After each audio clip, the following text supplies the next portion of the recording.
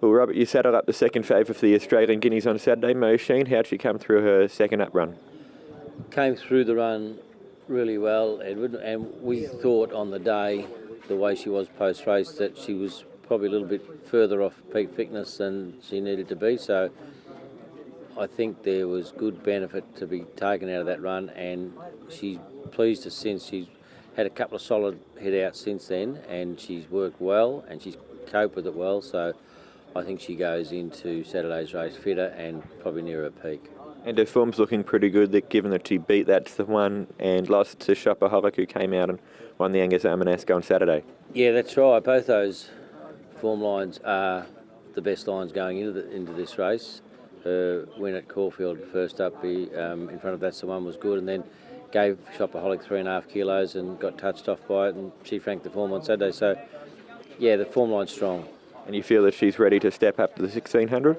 Yeah, I'm quite confident about that aspect of it. Obviously, a lot of things. It looks like it being a full field, so we need a barrier, we need things to go right, but pretty happy with where she is just at the moment. And she takes on Helmet?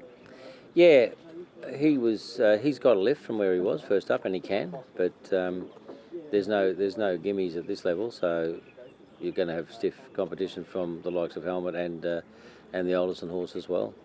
Obviously it depends on barrier draws, but ideally where would you like to see her in the run?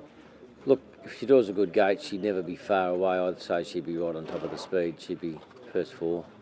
In the Roy Higgins 2600, you run Persian Star and Sadler Story. Start off with Persian Star, third behind Cheviot Beach at Flemington over the 2000.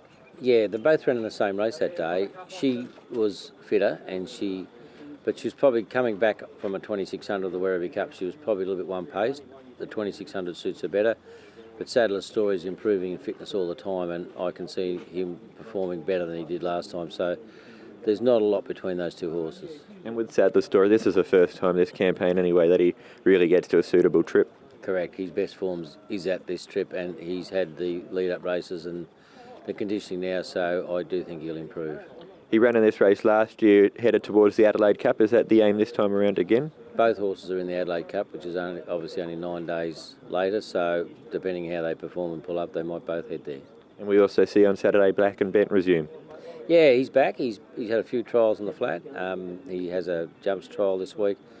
Going into a first up over 2000 is probably going to stretch him, but he's back on the trail and we're all happy with him. What's the aim for this campaign with him?